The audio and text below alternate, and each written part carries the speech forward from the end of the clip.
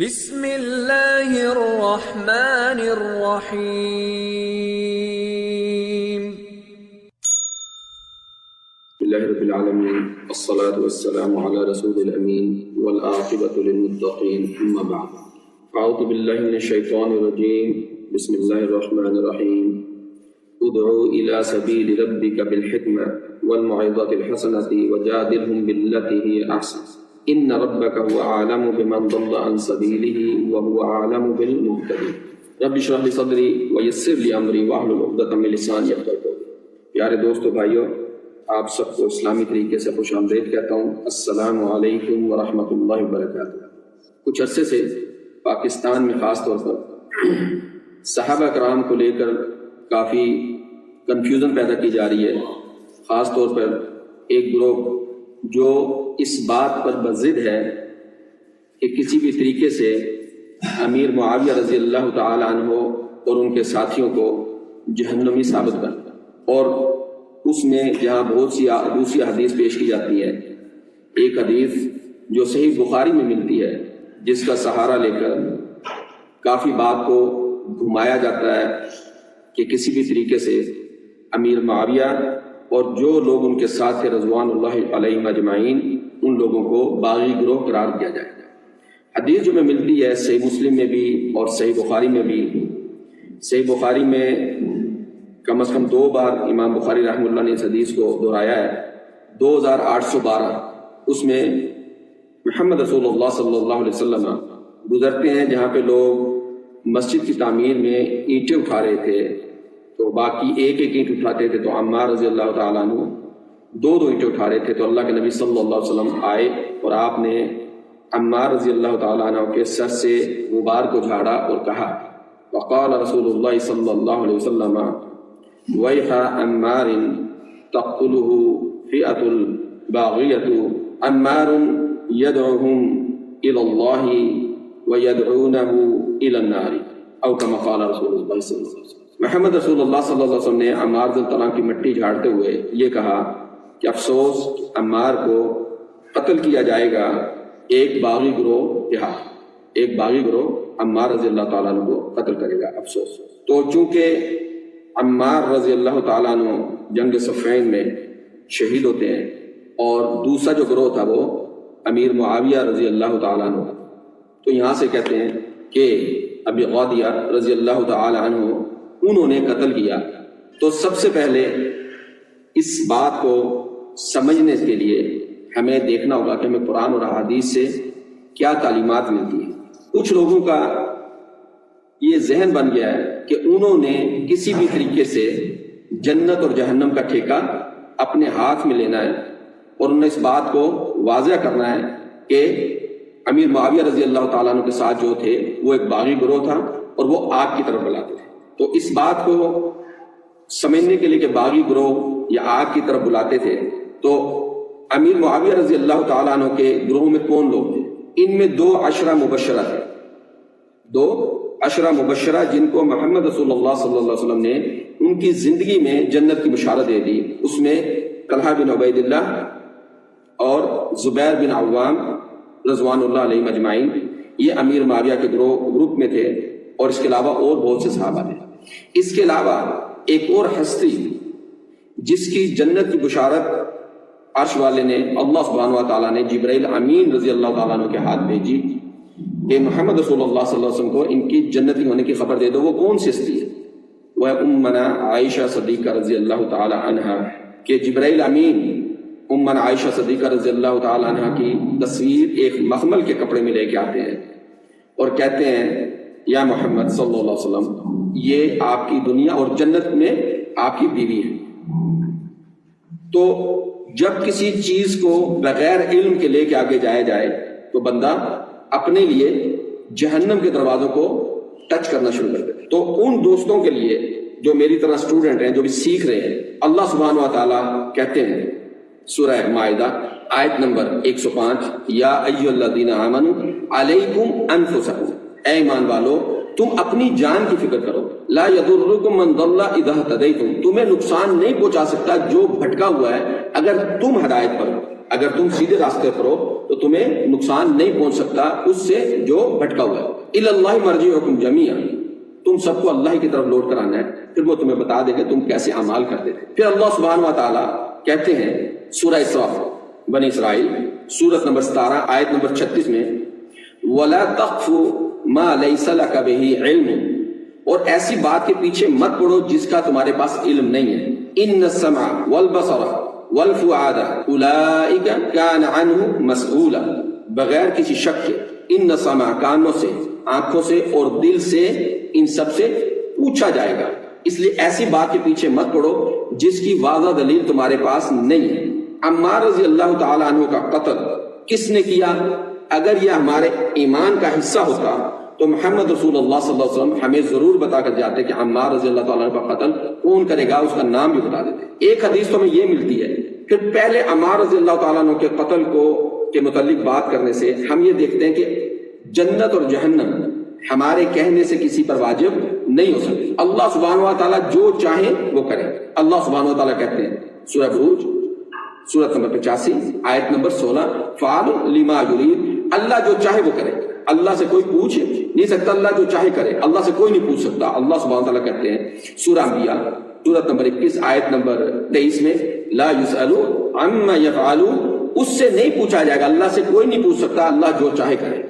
وَهُمْ يُسْأَلُونَ، اور باقی سب سے پوچھا جائے گا، ان کے کانوں سے بھی پوچھا جائے گا، آنکھوں سے بھی پوچھا جائے گا اور دل سے بھی پوچھا جائے گا۔ اس لیے اللہ سبحانہ وتعالیٰ تنبیہ کر رہے ہیں وَلَا تَقْفُ مَا لَيْسَ لَكَ بِهِ عِلْمٌ، ایسی بات کے پیچھے مت پڑو جس کا تمہارے پاس علم نہیں۔ پھر جب عمار رضی اللہ تعالیٰ عنہ کی بات کرتے ہیں تو اس بات کی کوشش کرتے ہیں کہ عمار رضی اللہ تعالیٰ عنہ کے قاتل کو نام دیا جائے ابی غادیہ یا ابو الغادیہ۔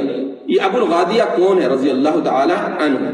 یہ کون سے صحابی؟ یہ وہ صحابی ہیں جنہوں نے بیعت رضوان میں حصہ لیا تھا، اور جن اصحاب رسول صلی اللہ علیہ وسلم نے بیعت رضوان میں حصہ لیا تھا ان سے اللہ راضی ہے، اللہ نے ان کے دلوں کو جان لیا تھا۔ اللہ سبحانہ تعالیٰ کہتے ہیں سورہ فتح سورت نمبر 48 آیت نمبر 18 میں لقد رضی اللہ عن المؤمنین اذ یبایعونک تحت الشجرۃ فعلم ما فی قلوبہم، لقد رضی اللہ عن المؤمنین، اللہ راضی ہو گیا مومنین سے، اذ یبایعونک تحت الشجرۃ، جب وہ بیعت کر رہے تھے درخت کے نیچے، کس کے ساتھ؟ محمد رسول اللہ صلی اللہ علیہ وسلم سے۔ فعلم ما فی قلوبہم، تو اللہ نے جان لیا جو کچھ ان کے دلوں میں تھا۔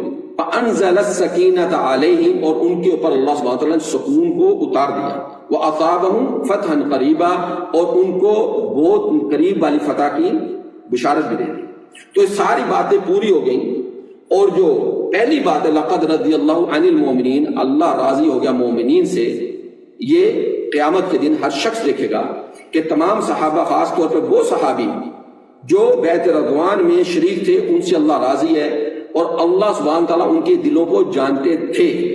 اللہ عالم الغیب ہے، اللہ جو کچھ دل کی بات ہے اس کو جاننے والا ہے، اس کے علاوہ کوئی جان نہیں سکتا۔ اور اللہ سبحانہ تعالیٰ کہتے ہیں، ہم سے کہتے ہیں کہو سورہ طہ میں سورت نمبر 20 آیت نمبر 52 اللہ سبحانہ تعالیٰ کہتے ہیں لا یضل ربی ولا ینسا، میرا رب نہ بہکتا ہے نہ بھولتا ہے۔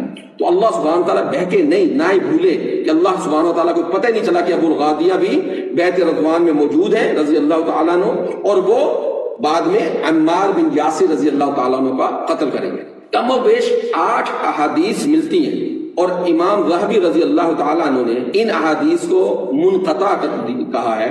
منقطع ہم اس لیے بھی مانتے ہیں کیونکہ ادھر اللہ سبحانہ تعالیٰ ہمیں گارنٹی دے رہے ہیں کہ اللہ نے ان کے دلوں کو جان لیا تھا۔ اور کلثوم بن جبیر یا کلثوم بن جبر، ان کی وجہ سے امام ذہبی کہتے ہیں کہ یہ احادیث منقطع ہے، یہ ٹوٹی ہوئی احادیث ہے، ان سے ہم کبھی بھی ابو الغادیہ کی طرف سے یہ نہیں مان سکتے کہ ابو الغادیہ رضی اللہ تعالیٰ عنہ نے عمار بن یاسر کا قتل کیا۔ اس کے علاوہ ایک حدیث جو مسند احمد میں ہی موجود ہے، کیونکہ ایک شخص کو ہم نے کہتے ہوئے سنا کہ ابو الغادیہ رضی اللہ تعالیٰ عنہ نے عمار بن یاسر سے مدینے میں ایک شخص کو برا بھلا کہتے ہوئے سنا، تو میں اس کا نام نہیں بتاؤں گا، ان کا نام ہے عثمان غنی رضی اللہ تعالیٰ عنہ۔ یہ حدیث منقطع ہے، ٹوٹی ہوئی حدیث ہے، اس سے دلیل نہیں پکڑی جا سکتی، اور ابو الغادیہ رضی اللہ تعالیٰ عنہ سے یہ کبھی بھی ہو نہیں سکتا کہ عثمان رضی اللہ تعالیٰ عنہ کو گالیاں دیں۔ اس کے بعد جو حدیث صحیح موجود ہے، امام احمد اس کو لے کر آئے ہیں، جس کے اندر حنظلہ رحم اللہ حدیث ایسے ہے، عن حنظلہ ابن خویلد عنبری قال بینما انا عند معاویہ اذا جاءه رجلان یختصمان فی رأس عمار. یہ ابن خویلد حنظلہ کہتے ہیں کہ میں اس وقت امیر معاویہ رضی اللہ تعالیٰ عنہ کے دربار میں موجود تھا جب دو شخص آئے لڑتے ہوئے فی رأس عمار، عمار رضی اللہ تعالیٰ عنہ کے سر کے لیے ہوئے کہ انا قتلہ، کہ میں نے ان کو قتل کیا. یہ دو شخص کون تھے ان کا نام نہیں پتا. یہ حدیث جید ہے، صحیح حدیث ہے، ان دو شخصوں کا نام پتہ نہیں. اب یہ ہو گئے تین لوگ، ایک طرف ابو الغادیہ اور یہ دو اشخاص. تو ابو الغادیہ کی حدیث منقطع ہے، یہ دو اشخاص جو جید حدیث ہے یہ لڑتے ہوئے آئے. تو جب وہاں پہ اور کون بیٹھا ہوتا؟ عبداللہ ابن عمر رضی اللہ تعالی عنہ. انہوں نے کہا کیا تم میں سے کوئی اپنے بھائی کے لیے پسند کرے گا، یہ بات پسند کرے گا کہ میں نے سنا فَإِنِّي سَمِعْتُ رسول اللہ صلی اللہ علیہ وسلم کہ عمار کو قتل کرے گا ایک گروہ باغی. تو وہ امیر معاویہ کے پاس بیٹھے ہوئے تھے، وہ خود بھی صحابی رسول ہیں. وہاں پہ وہ بیٹھ کر ان دونوں سے کہہ رہے ہیں کہ عمار رضی اللہ عنہ کو کون قتل کرے گا؟ ایک باغی گروہ. تو وہاں پہ کسی نے یہ نہیں بولا کہ ہم سے غلطی ہو گئی، ہم تو امیر معاویہ کے گروہ میں موجود تھے. ایسا نہیں ہوا، ایسا نہیں ہوا. اب یہ باغی گروہ یہ کون سا ہے؟ اس باغی گروہ کے لیے ہمیں کیا کرنا ہے؟ اللہ سبحانہ وتعالیٰ کہتے ہیں وَلَا تَقْفُ مَا لَيْسَ لَكَ بِهِ عِلْمٍ، ایسی بات کے پیچھے مت پڑ جس کا تیرے پاس علم نہیں. یہ دو اشخاص جب لڑتے ہوئے آئے تو اس کا مطلب ہے کہ وہاں پہ معاملہ صاف نہیں تھا کہ عمار رضی اللہ عنہ کو کس نے قتل کیا. اب یہ جو گروہ باغی ہے، اس گروہ باغی کو سمجھنے سے پہلے اللہ سبحانہ وتعالیٰ نے کچھ ہمیں اور اشارے دیے. اللہ سبحانہ وتعالیٰ کہتے ہیں سورہ حجرات سورت نمبر 49 آیت نمبر 6 یا ایھا الذین آمنوا ان جاءکم فاسق بنبأ فتبینوا، اے ایمان والو جب تمہارے پاس کوئی فاسق کس کو کہتے ہیں؟ شرعی اصطلاح میں فاسق اس کو کہتے ہیں جو اللہ کے حکم سے نکل جائے، جیسے اللہ سبحانہ تعالیٰ نے ہمیں بتایا سورہ کہف آیت نمبر 50 وَإِذْ قُلْنَا لِلْمَلَائِكَةِ اسْجُدُوا لِآدَمَ فَسَجَدُوا إِلَّا إِبْلِيسَ كَانَ مِنَ الْجِنِّ فَفَسَقَ عَنْ أَمْرِ رَبِّهِ. جب ہم نے فرشتوں سے کہا کہ آدم علیہ السلام کو سجدہ کرو تو سب نے سجدہ کیا سوائے ابلیس کے. كَانَ مِنَ الْجِنِّ، وہ جنوں میں سے تھا. فَفَسَقَ عَنْ أَمْرِ رَبِّهِ، تو وہ اپنے رب کے حکم سے باہر نکل گیا. تو اللہ سبحانہ وتعالیٰ کہتے ہیں ان جاءکم فاسق، ایسا شخص جو اللہ کے حکم سے باہر نکل جائے وہ تمہارے پاس. تو یہ کون لوگ ہوتے ہیں؟ جو ضعیف حدیثوں کو تیار کرتے ہیں، جو جھوٹی باتوں کو اللہ کے نبی صلی اللہ علیہ وسلم کی طرف منسوب کرتے ہیں، صحابہ کرام کی طرف منسوب کرتے ہیں. وہ لوگ جو صحابہ کو گالیاں دیتے ہیں، وہ لوگ جو صحابہ کی عزت نہیں کرتے. کیونکہ اللہ سبحانہ تعالیٰ کہتے ہیں لقد رضی اللہ عن المؤمنین اذ یبایعونک تحت الشجرہ، اللہ راضی ہو گیا ان مومنین سے جنہوں نے اللہ کے نبی صلی اللہ علیہ وسلم کے ہاتھ کے اوپر بیعت کی درخت کے نیچے، اور اللہ نے ان کے دلوں کو جان لیا. پھر اللہ سبحانہ وتعالیٰ کہتے ہیں سورہ توبہ سورت نمبر 9 آیت نمبر 100 والسابقون الاولون من المہاجرین والانصار والذین اتبعوهم باحسان رضی اللہ عنہم ورضوا عنہ. سابقون الاولون من المہاجرین، وہ جو پہلے سبقت لے جانے والے مہاجرین میں سے اور انصار میں سے، اور وہ لوگ جنہوں نے ان کی اتباع کی بِإِحْسَانٍ، اچھے طریقے سے.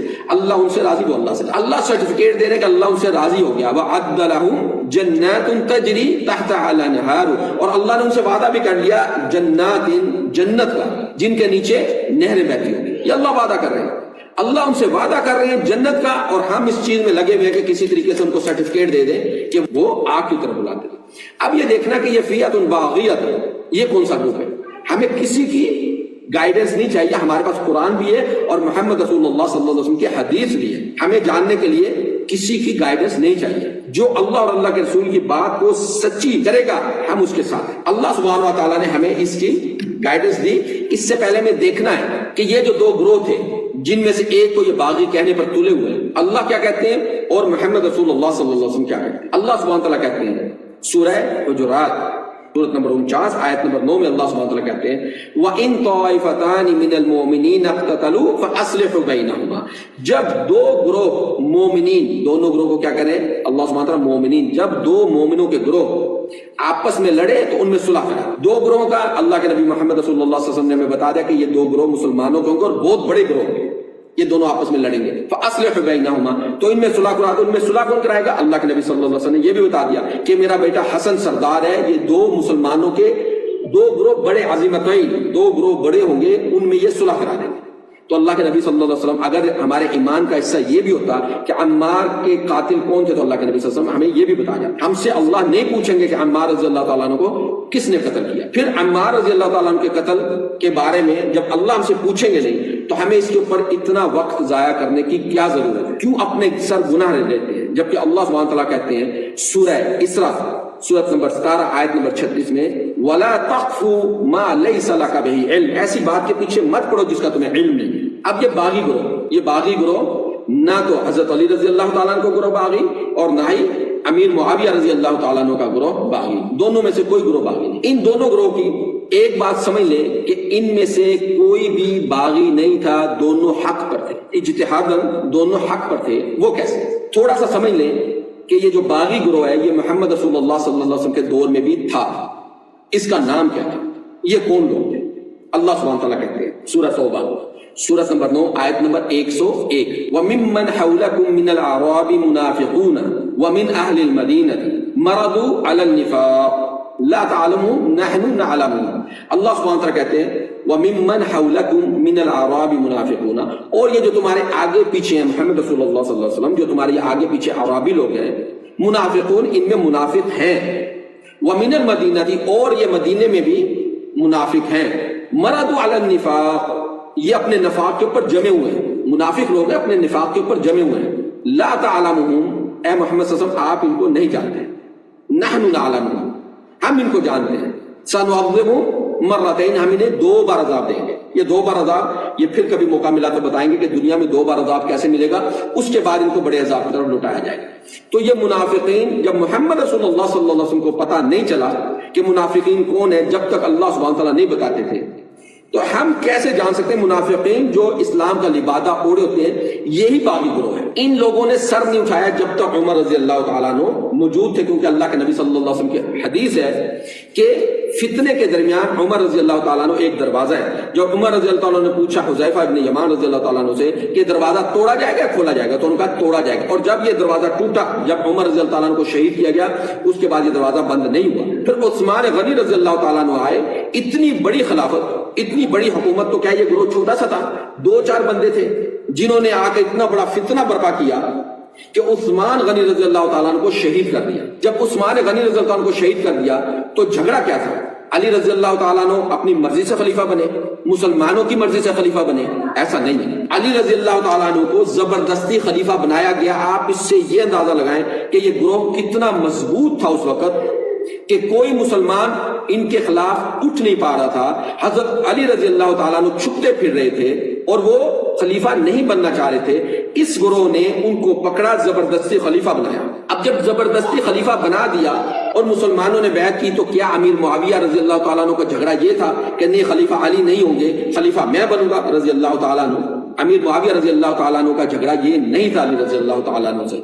سب جانتے ہیں اس وقت بھی آج بھی کہ علی رضی اللہ تعالیٰ عنہ اس وقت جتنے اصحاب موجود تھے، اصحاب رسول رضوان اللہ علیہم اجمعین موجود تھے، سب میں جو افضل تھے وہ علی رضی اللہ تعالیٰ عنہ تھے۔ یہ امیر معاویہ بھی جانتے تھے۔ امیر معاویہ کا جھگڑا یہ نہیں تھا کہ ہم علی رضی اللہ تعالیٰ عنہ کو اپنا خلیفہ نہیں بننے دیں، نہ ہی وہ خلیفہ بننا چاہتے تھے۔ دونوں کے پاس شرعاً عذر تھا۔ امیر معاویہ کا یہ کہنا تھا کہ جب تک ہم ان کو سزا نہیں دیں گے جنہوں نے عثمان رضی اللہ عنہ کو قتل کیا ہے، ہم ان کو سزا دینی ہے۔ علی رضی اللہ تعالیٰ عنہ یہ کہتے تھے کہ ابھی ہمارے پاس طاقت نہیں ہے، مضبوط ہو جائیں پھر کریں گے۔ تو لیکن کیونکہ ادھر علی رضی اللہ تعالیٰ عنہ سیاسی حالات دیکھ رہے تھے کہ ابھی اتنی طاقت نہیں ہے کہ ہم لوگ ان سے مقابلہ کریں، کیونکہ یہ منافق لوگ مسلمانوں کی صفوں کے اندر گھسے ہوئے۔ ادھر معاویہ رضی اللہ تعالیٰ عنہ ان کے پاس قرآن کی آیت تھی، سورہ اسراء سورت نمبر 17 آیت نمبر 33، وَلَا تَقْتُلُوا النَّفْسَ الَّتِي حَرَّمَ اللَّهُ إِلَّا بِالْحَقِّ وَمَنْ قُتِلَ مَظْلُومًا فَقَدْ جَعَلْنَا لِوَلِيِّهِ سُلْطَانًا وَلَا يُسْرِفْ فِي الْقَتْلِ إِنَّهُ كَانَ مَنْصُورًا۔ اللہ سبحانہ وتعالیٰ کہتے ہیں کہ مت قتل کرو کسی جان کو جس کا قتل کرنا اللہ نے حرام کیا ہے، الا بالحق، لیکن حق کے ساتھ، یعنی بغیر حق کے کسی جان کو قتل مت کرو۔ ومن قتل مظلوما، اور جو قتل کیا جائے مظلوما، تو ہم نے اس کا جو ولی ہے اس کو اختیار دیا ہے، اور اس ولی کو یہ اللہ کی طرف سے حکم ہے کہ وَلَا يُسْرِفْ فِي الْقَتْلِ، کہ وہ قتل کے اندر زیادتی نہ کرے۔ تو اللہ سبحانہ وتعالیٰ کہہ رہے ہیں کہ ہم نے جو مقتول ہے اس کے ولی کو اختیار دیا۔ تو اس اختیار کو لیتے ہوئے امیر معاویہ اس بات پر بضد تھے کہ ہمیں عثمان رضی اللہ عنہ کے قاتل ہمارے حوالے کیے جائیں۔ علی رضی اللہ تعالیٰ عنہ کو یہ پتہ تھا کہ یہ لوگ بہت زیادہ اندر گھسے میں ہیں، کوئی جانتا نہیں ہے، کیونکہ اللہ سبحانہ وتعالیٰ محمد رسول اللہ صلی اللہ علیہ وسلم سے کہہ رہے ہیں کہ آپ ان کو نہیں جانتے، ان منافقین کو ہم جانتے ہیں۔ تو اس وجہ سے ان دونوں گروہوں میں جھگڑا ہوا، لڑائی ہوئی۔